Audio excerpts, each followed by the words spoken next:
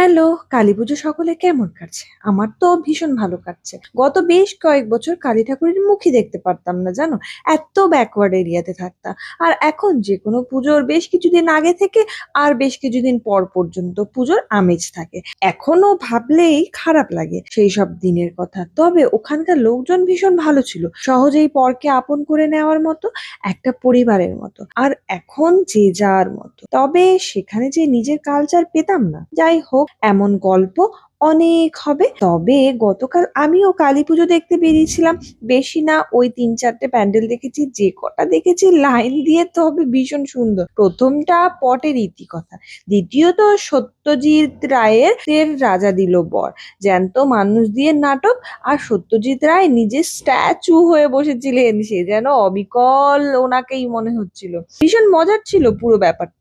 আর তৃতীয়ত দাবা এবং লুডো খেলাকে কেন্দ্র করে। চতুর্থ বোধিসত্ত্ব।